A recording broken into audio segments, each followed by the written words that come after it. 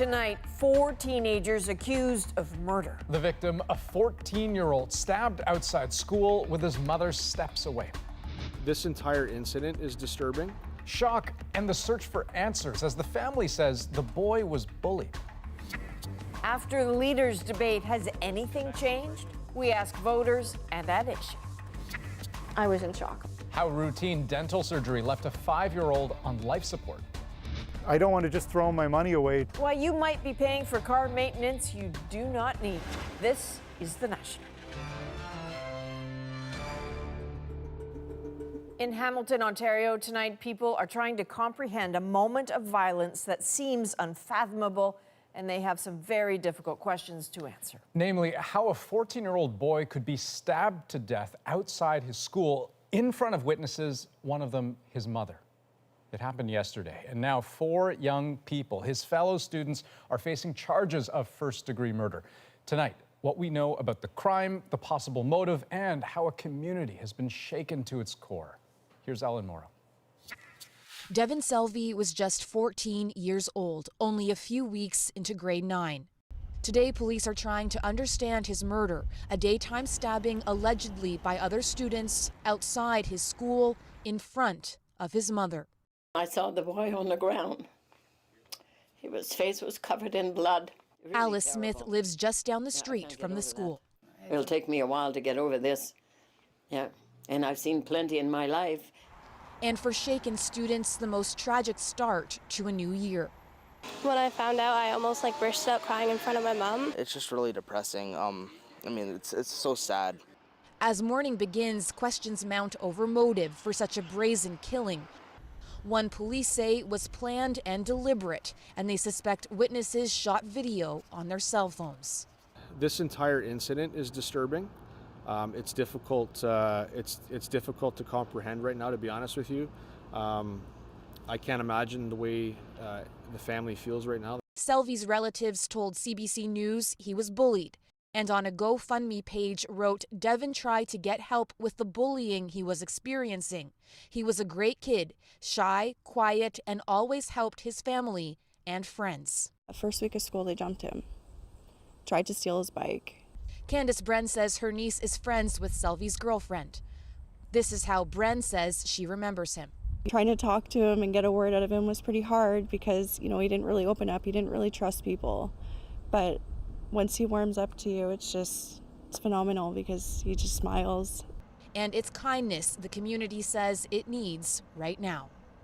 There's a vigil outside Devin Selvey's home tonight with his friends and family. His mother, Sherry, did not want to speak on camera, devastated by the loss of her son. But she told me Devin was kind and loving, and like any young teenager, looking forward to getting his driver's license. Ellen Morrow, CBC News, Hamilton, Ontario.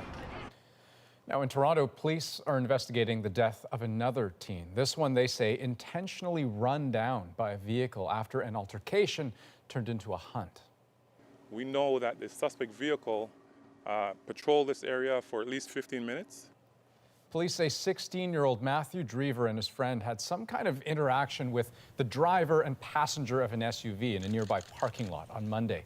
They allege when the teens ran away, the vehicle chased them, then hit Drever before taking off. His family is heartbroken. I've been having all the flashbacks, so I was going up and down the street here on his go-kart, in between my legs and everything. It's just, I never thought it would happen to us. The police won't say what the altercation was about. They're calling for the suspects to turn themselves in. To the campaign trail now. Election day is so close. Advance polls open on Friday, which means every move, every moment left in this federal election campaign matters.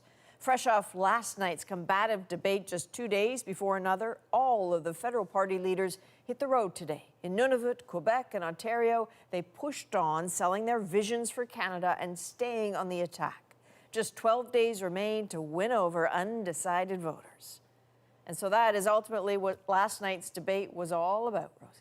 That's right, Adrienne. And some of the big issues that leaders face there followed them around again today, including Bill 21. Of course, that's Quebec's secularism law, and whether or not they would challenge it as prime minister. It's a tricky topic for the leaders as they try to win votes, both where it's popular and where it's not.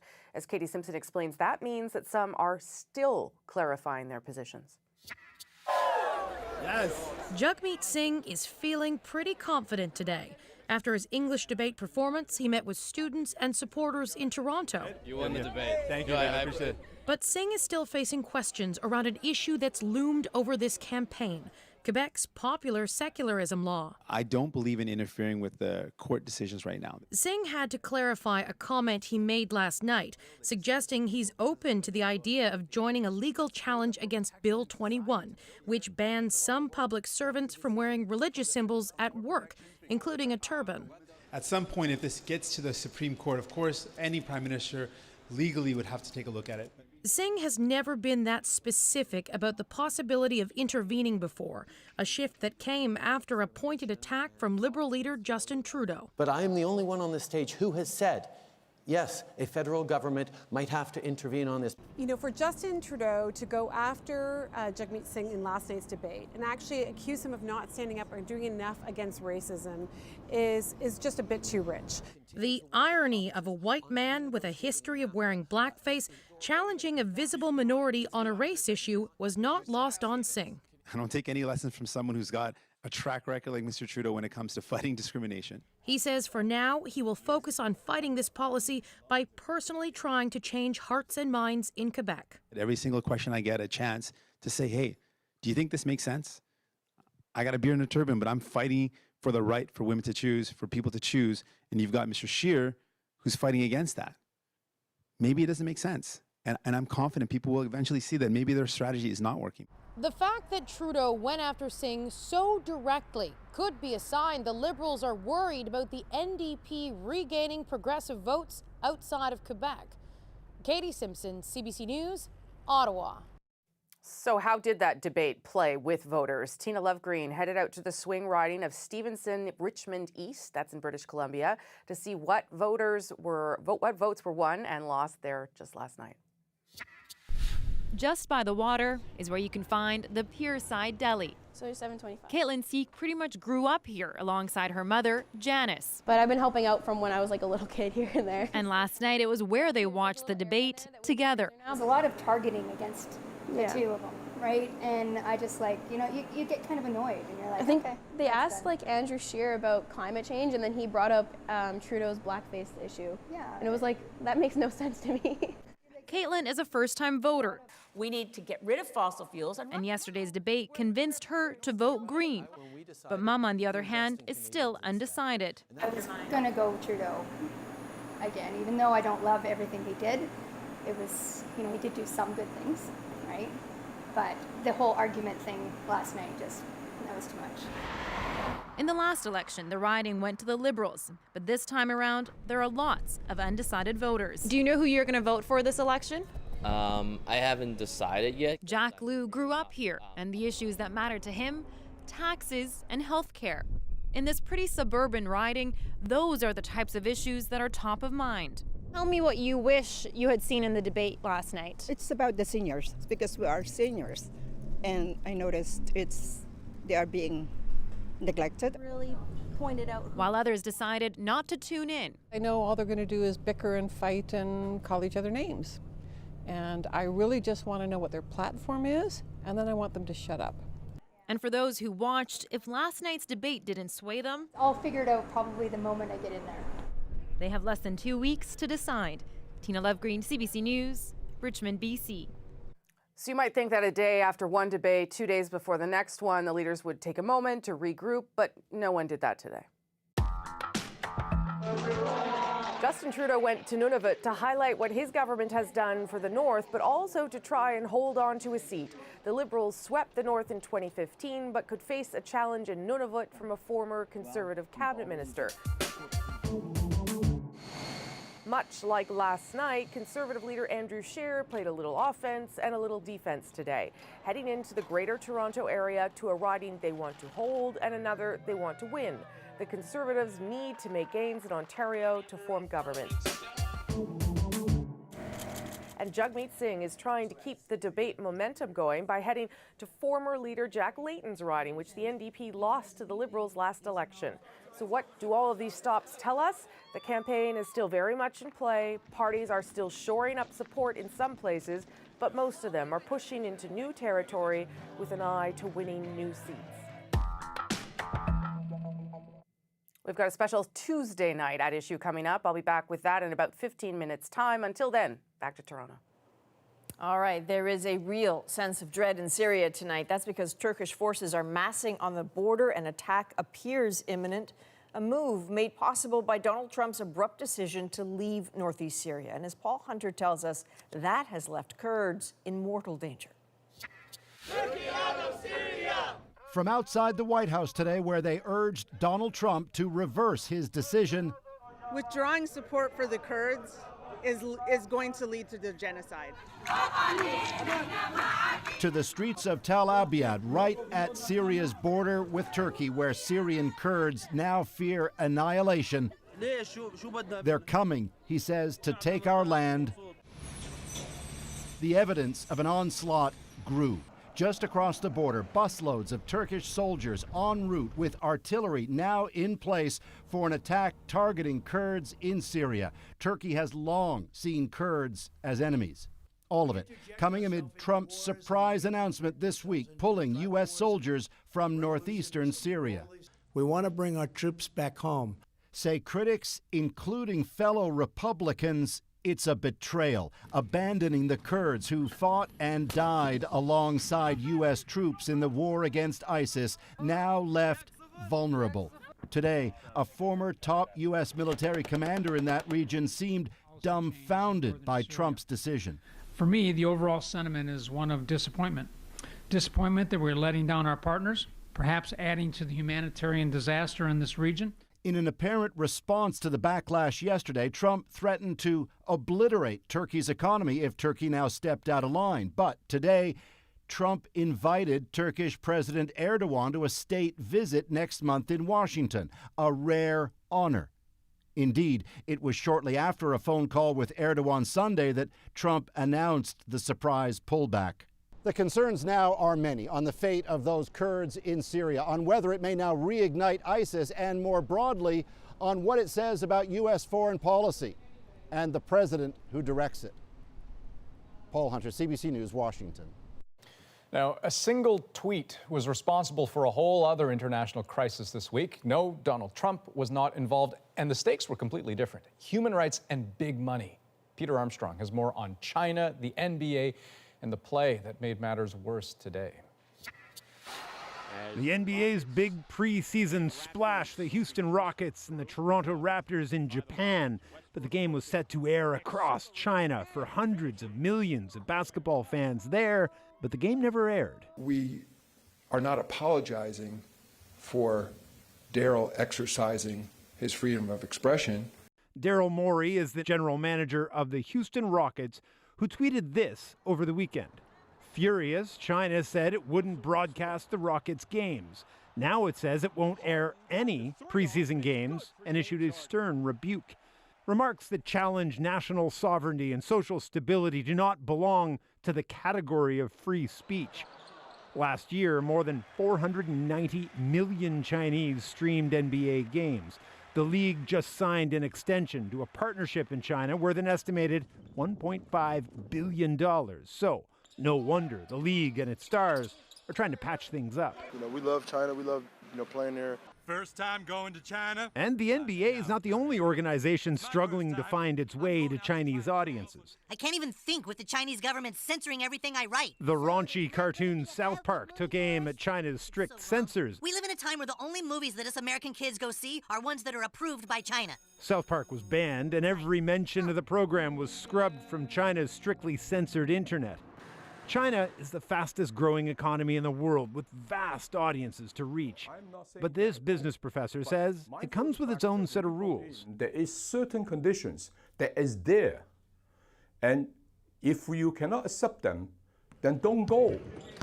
But clearly the NBA wants to go. So it'll have to fix its relationship with China and at the same time prove to Americans it's not willing to sacrifice its core values at the altar of the almighty dollar.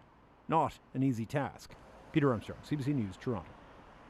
It was supposed to be relatively simple dental surgery, but 5-year-old Autumn Ferguson almost died. Bonnie Allen now on what happened and the clinic's candid phone call with the girl's parents. Stuck inside her house, 5-year-old Autumn Ferguson is in isolation while she awaits surgery to repair her throat. 7 weeks ago, the little girl went to a dental clinic to get some teeth pulled and left in an ambulance on life support. She was touch and go, so it was substantial enough that we almost lost her. We didn't know if she was going to be brain dead or not. I was in shock. Like, I didn't break down. I was just in shock. Autumn was put under general anesthesia at this private dental surgery clinic for children. After surgery, in the recovery room, high-pressure oxygen was blasted directly into her breathing tube. It caused her lungs to act almost like a balloon. They just inflated and then they popped. In a recorded phone conversation, an anesthesiologist from the clinic who investigated what went wrong apologized to Autumn's father. From our standpoint, there was a mistake made. You know, it was a pretty scary situation for about 2 minutes in the recovery room when this first happened. Once we took her back into the operating room, and she stabilized very, very, very quickly. That wasn't the case for this Edmonton girl 3 years ago. She suffered brain damage under general anesthesia at a dental clinic. There was poor supervision and slow resuscitation. So I don't think this is a question of whether the event occurred in hospital or out of hospital. This dental anesthesiologist and dentistry professor says human errors can happen anywhere, but that studies in Ontario show the odds of serious injury during deep sedation in a dental clinic are about 1 in 4 million. So these are very rare events, and the public should really be reassured that there's a lot of great care happening in out-of-hospital environments. With no set date for Autumn's throat surgery, the little girl must stay at home, desperately wishing she could start kindergarten. Bonnie Allen, CBC News, Regina. Okay, more news ahead on The National. Exactly how often do you need to service your car while you may be paying for tune-ups you don't need? First, though, Canada's newest Nobel Prize winner and his advice for the next generation. And a Canadian seafood giant forced to apologize tonight after this. Hidden camera footage showing how employees were treating live fish. We're back in 2 minutes.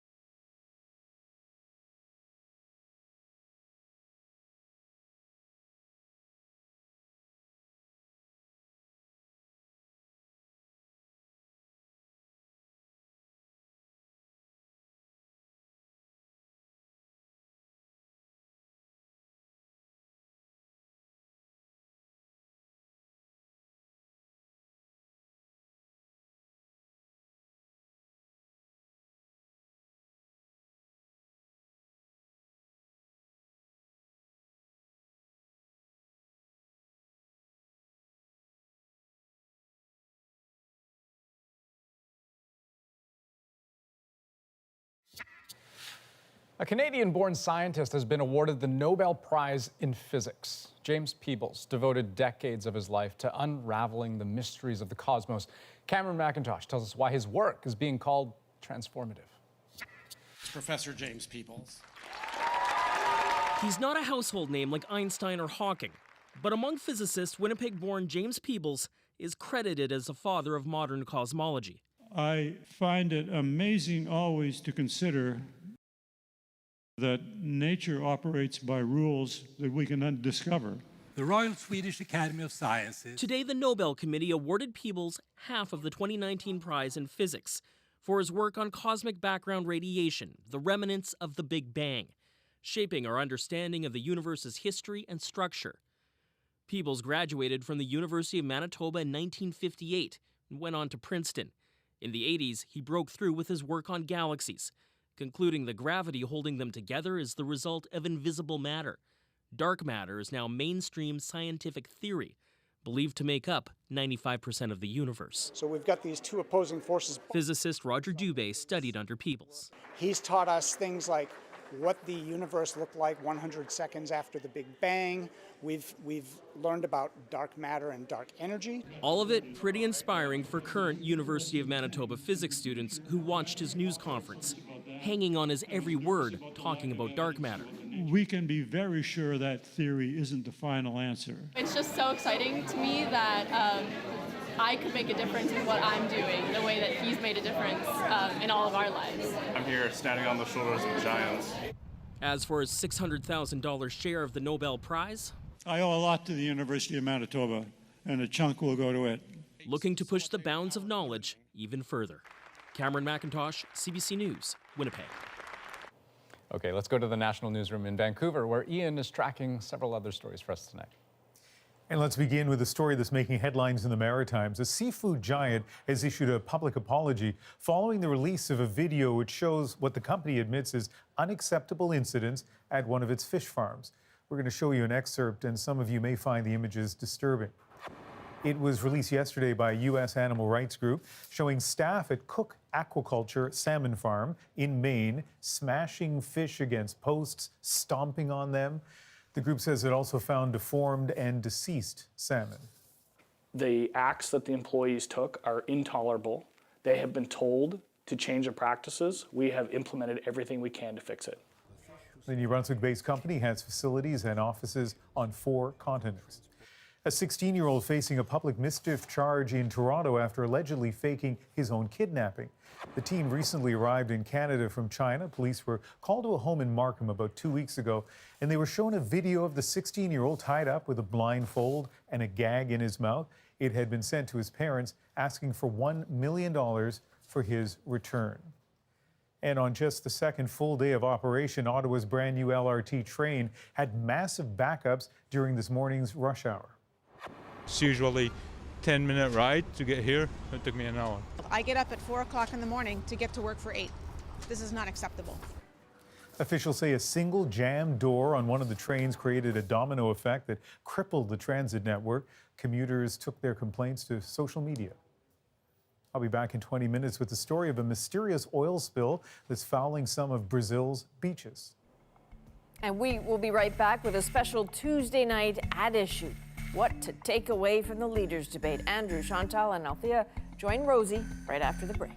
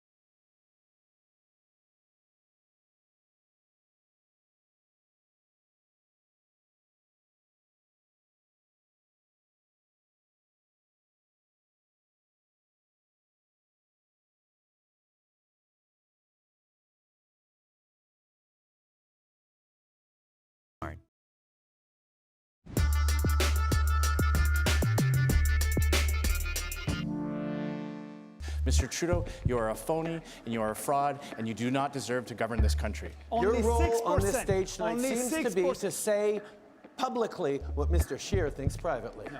You do not need to choose between Mr. Delay and Mr. Deny. Quebec does not need to be told what to do or what not to do about its own values, but Mr. Blanchet, nor its language, but Mr. nor Blanchet, themselves as a nation. Andrew, are you a real conservative? No, I think you are liberals. Please God you don't get a majority this time around because you don't keep your promises. From the Rockies?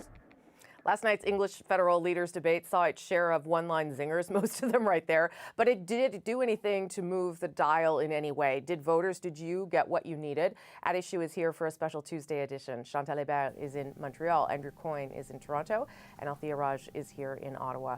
Okay, we talked about how high the stakes were ahead of this debate. Debates can be turning points, especially if you've got a campaign where the polls seem to be locked. Andrew, let me start with you. Do you think anything changed in any way after last night? Short answer is I don't know. Nobody knows. These things, they emerge afterwards. The pundits all declare who won and who lost as if it was a debating tournament on the night, but it's only afterwards we find out whether it's moved anybody. I suspect, first of all, Jagmeet Singh, obviously, people looked very composed, very relaxed, very confident.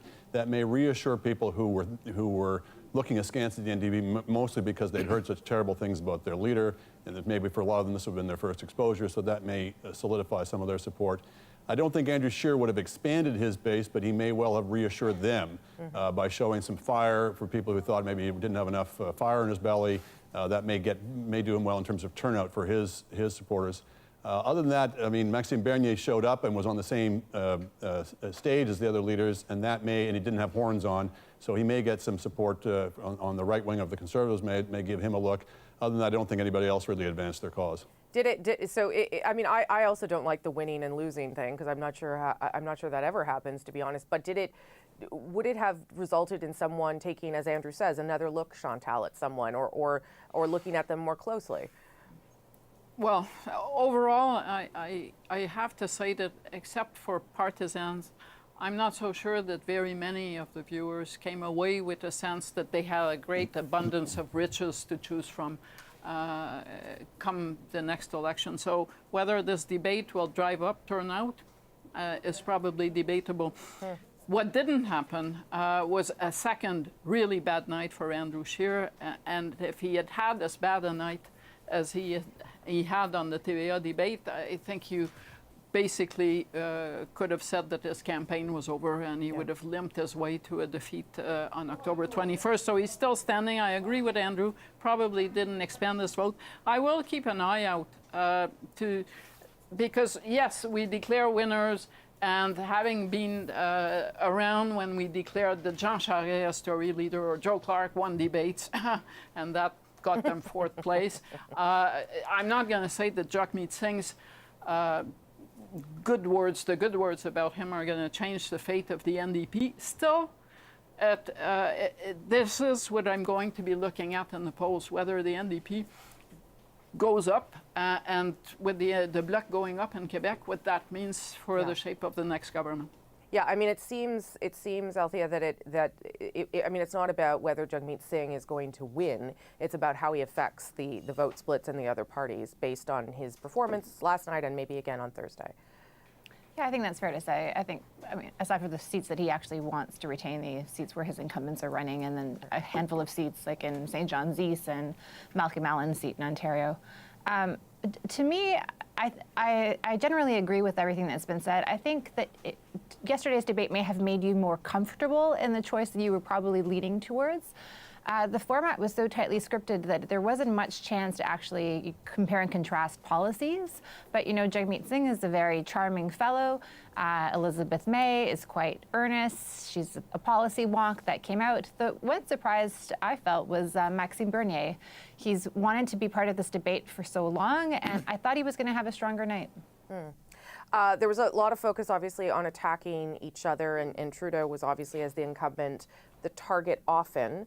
I wonder whether you thought it was effective, and particularly in the case of Andrew Scheer. And I'll ask you this, Andrew, because right from the first words out of his mouth, it was Andrew Scheer's decision that he was going to go hard, that there was an opportunity here that he had perhaps missed in French, that he won't get back, certainly on Thursday. Is that effective strategy for him, or what did you make of that? Well, again, if you're trying to win over people to your cause, probably not. I think a lot of people would have looked at that opening session who weren't in the Conservative camp and would have said that was a little over the top. Why don't you tell me more about what you would do and your positive program, et cetera, et cetera. If, on the other hand, you're trying to fire up your base and make them feel good about you as the leader, make you feel like you're their fighter, you're the guy who's going to go after that guy Trudeau who they dislike so intensely, I think it might work from that standpoint. And it was clearly planned, and they clearly would have thought about this, and that's the only case I can see for it. What about firing up the base has not been Andrew Scheer's biggest challenge in this campaign. Here we are less than 2 weeks to the vote, and he has not managed to expand, to make his tent bigger. And the way that he started off, to me, it looked like he'd had a bad night in French the week before. He needed to have a better night, and to do so, he stayed in the comfort zone of leader of the official opposition and went on the attack. And that's good as far as it goes, but where and when then do you fill the deficit that is keeping him off first place in the seat count? He's not going to be picking those votes up in Quebec anymore. Yeah, and Althea, I also found that, just to turn it to Justin Trudeau for a moment, that certainly the format benefited him. I mean, certainly he was the target, but there's so many people on the stage that he wasn't the sole target, and he didn't feel the heat, even maybe as much as he would have in the TVA debate, the French debate.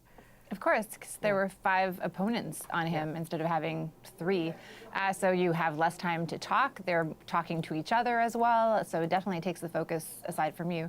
But I just want to go to Andrew Scheer, because I don't actually think he had a bad night. I think he came out a lot stronger than we've actually seen him, much stronger than we've seen him in most of his press conferences to date.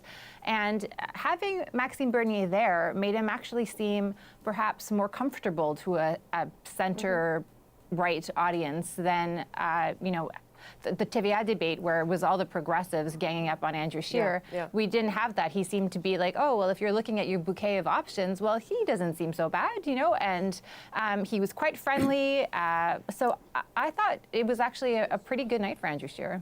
Yeah, and he dealt with also Maxime a good Bernier night too. Prime Minister, for Justin Trudeau. I mean, frankly, he didn't have a great night, but he avoided a lot of pitfalls that could have happened. Yeah, he didn't have a great night. He wasn't, you wouldn't have said he was dominating the stage or that he was the incumbent who rose above the rabble beneath him. He kind of disappeared for long periods of time. But I agree with you that there wasn't a lot of damage done to him. The only sort of weird moment was when he flat out denied or repeated his assertion that the Globe story on the SNC-Lavalin was false. Chantal. There were moments when I forgot that Justin Trudeau was on stage, and it's probably as good as it can get for an incumbent. I don't think I've covered debates where the incumbent has won. It's a survival game. And, I watched what was happening to every campaign today, and clearly very few of them were in damage, well, none of them were in damage control mode. So that tells you that they all feel that they executed as much of their game as they could hope for. I have 1 minute, so each of you it's 15, 20 seconds on who has the most at stake on Thursday in the French debate. Chantal.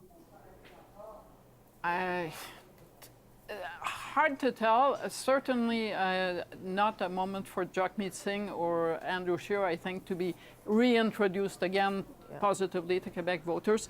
So I'd say, strangely enough, the Bloc Québécois leader, because now that he's considered as a force, it may be that people will look at him with a more critical eye. Andrew, quickly.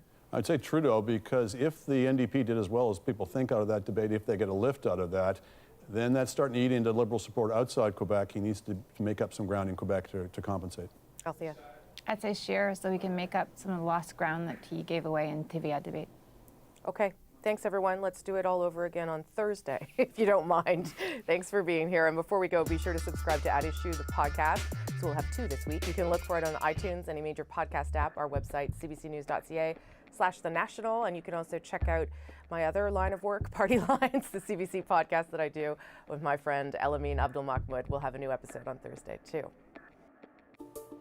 And ahead on the National, rare access inside Syria. Our team is there with the Russian military.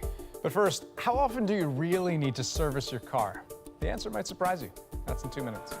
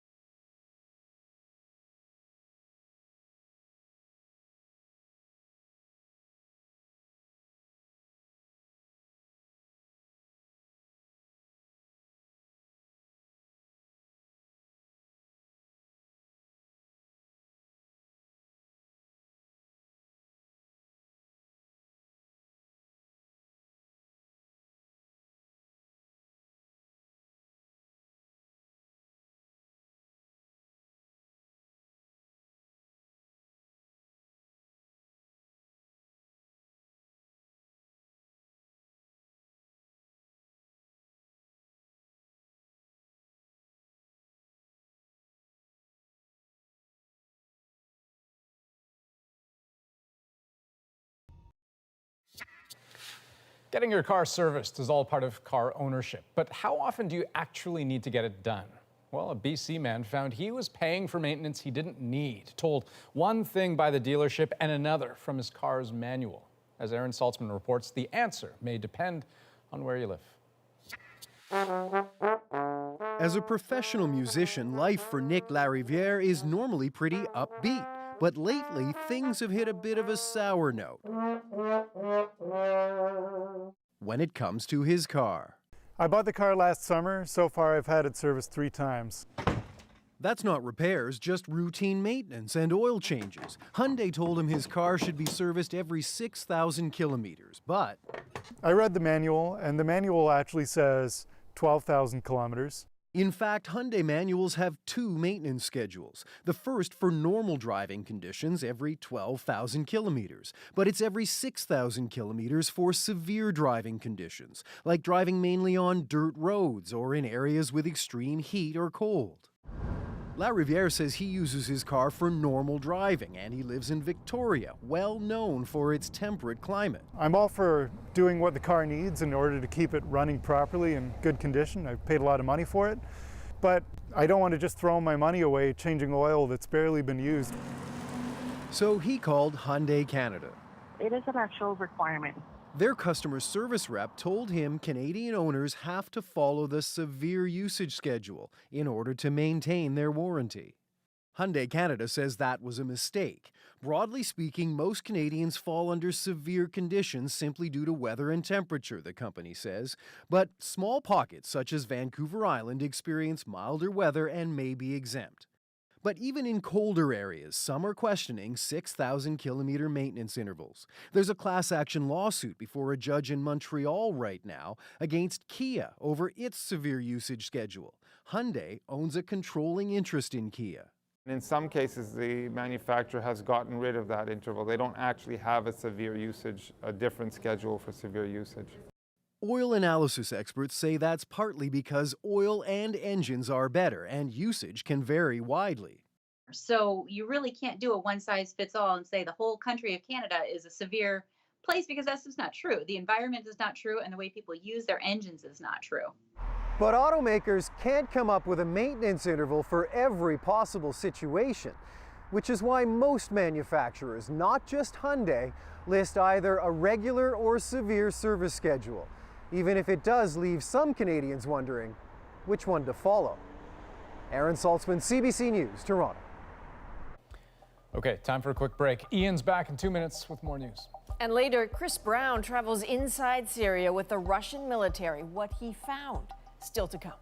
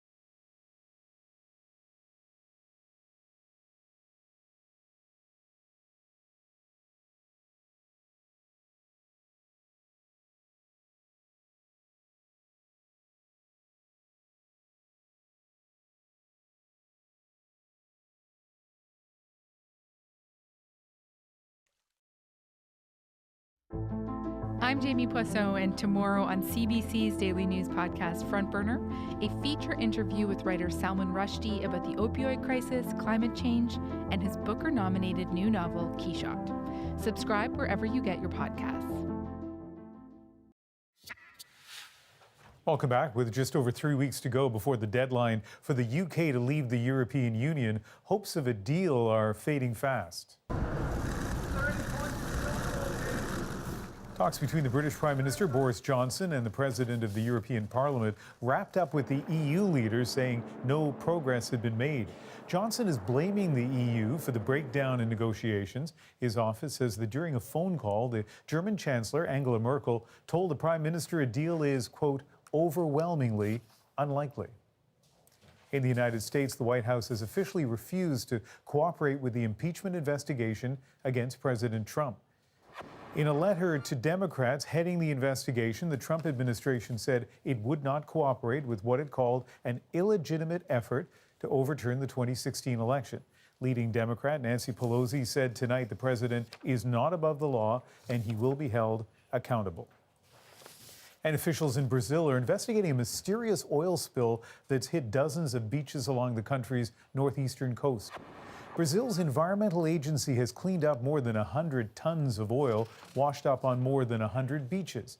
The president says an investigation is underway, but officials say the oil is neither produced nor traded in Brazil. The thick, sticky mess was first spotted last week. We'll be right back with a rare glimpse inside a dangerous war zone. We're on the ground in Syria with the Russian military. The National is back in 2 minutes.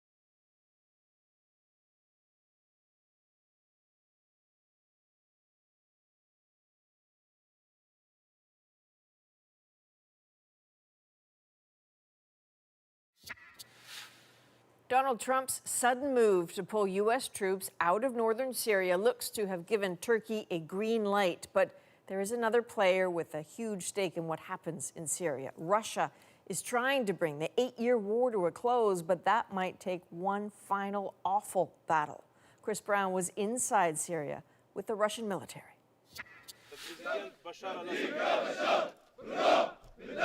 Syria's military is preparing for what could be the last, bloodiest battle of its long war. This is a training exercise outside of Damascus designed to intimidate the last remaining militant groups who refuse to surrender to Bashar al-Assad's regime. We were brought here by Russia's military as part of a sweeping tour aimed at demonstrating Russia's influence in Syria. Syrians were keen to show us they've beefed up the capabilities of their army. This is a special operations drill from a newly formed unit. Supposedly here they're training to take out terrorists. Terrorists specifically in Idlib province near Turkey. There are between 20 and 30,000 jihadi militants in Idlib, but also more than 500,000 civilians. Assad wants Idlib back. We all jammed into a Russian armored personnel carrier and headed into the region. Human rights groups claim indiscriminate Russian bombing has already killed more than 6,000 civilians and targeted infrastructure such as hospitals. If Syria and Russia launch a full offensive and the militants hide behind human shields, the casualties could be enormous. One of the places we stopped was Khan Sheikhoun, once a town of 30,000 people that Assad's army recaptured a few weeks ago. We saw people getting bags of food from the Russian army. 54-year-old Walid Sani told us life under the terrorists was awful. Still, it seems most people in Khan Sheikhoun chose to flee north in the other direction to take their chances with the jihadi opposition rather than live under Assad's rule. This town is strategically important for all of the combatants in this region, which may explain why in 2017 it was the target of a chemical gas attack. The evidence was overwhelming that Assad's forces were responsible. 90 people were killed and hundreds injured by what was likely sarin gas. Doctors who treated patients with burns posted videos, as did aid workers such as the Western-backed group the White Helmets. And yet, incredibly, Russia and Syria claim the attack was a fabrication. They even attempted to show us how the opposition might have faked it. They took journalists to a remarkable tunnel complex, holed out under the earth were 150 meters of passages, some barely large enough to squeeze through, leading to rooms that were even wired with electricity. They told us the jihadi militants used this place as a living quarters and a command center to launch attacks. The fake chemical weapons attack was filmed here, said the Syrian officer, but his only flimsy proof was this vest belonging to the White Helmets, left near the cave entrance for us to see. The conclusion is that Russia continues to provide cover to Assad for atrocities, and that the opposition in Idlib is well dug in. Talking to regular Syrians was difficult. One of the few opportunities was in the historic, battered city of Aleppo. We were here 2 years ago following a Russian and Syrian bombing campaign that left several thousand civilians dead and the eastern part of the city in ruins. It's clear now some rebuilding has happened. We visited a steel mill that's back in business and heard from predictably grateful workers such as Khalid. We love Assad. This is our president. We trust him. That's all we know. Things are also looking better at the beautiful ancient market, a UNESCO heritage site that's been reopened even as restoration work continues. We met soap seller Abdulrahman Mahmoud Dali. Shoppers will come here like they did before, he says, but we have to wait a bit longer before the market is fully rebuilt. From high up on the balcony in one of Aleppo's few Western quality hotels, you'd almost think things were back to normal. But The country's poverty rate is 90%, and the war has destroyed the economy. As long as Assad remains in charge, his friends and family will take big cuts of any investments or new projects in Syria, and that's toxic to Western involvement in reconstruction. We attempted to put some of the tough questions about the awful human cost of Russia's war in Syria to the general leading our group, Igor Konashenkov. Автобусами и машинами грузовыми, и взрывают, и головы режут, и ножами. А что надо еще, чтобы понять, что это не оппозиция, это обыкновенные террористы? Russia's investments in Syria have in fact been fairly modest. 5,000 troops on the ground, minimal losses to equipment, and about 120 military personnel killed. And for that, Russia is now permanently entrenched with new bases in the Mediterranean. It's gained diplomatic influence in the Middle East and will have a huge say about what happens next in Syria. Chris Brown, CBC News in Syria's Idlib province. Time for a quick break. We'll be right back with tonight's moment.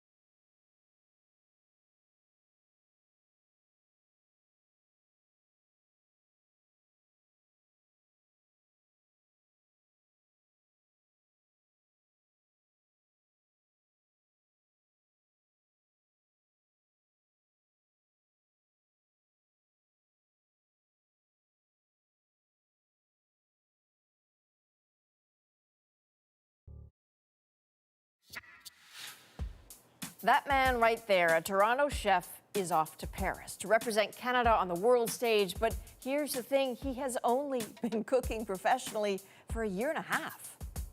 His impressive journey to the Pasta World Championship, well, that's our moment of the day. I always thought that I would do really good in cooking, but this has come really early. The dish I made, it's actually my take on the traditional spaghetti con le sarde, which is a dish with sardines, pine nuts, fennels. So each and every ingredient came from a different culture, which made up a dish. So I thought this would be a nice Italian-Canadian way of presenting pasta. Back in India, I'm from a Punjabi family. We are like foodies, born foodies. Whenever somebody comes to home, we have a feast of food. I haven't been to Paris before. I'm really looking forward to it. I'm going to try a lot of food there. I'm really happy and proud that I got a chance to represent Canada. You know, as I watch that, I think growing up in the Maritimes when I did, surf and turf was about as fancy as dinner could possibly get. I don't think I tasted garlic till I was in my 20s, so I'm just in awe at that kind of fusion. See, it's funny, I watched that and I think, there's a World Pasta Championship? I didn't know that was a thing, but apparently it is. And you want to judge it. Remember his name, Sheita Sethi. He wants to own his own restaurant 5 or 6 years. 18 months ago, he was a part-time prep cook. So how's about that? That is a national for September the 8th while running home to eat. Good night. Good night. Good night.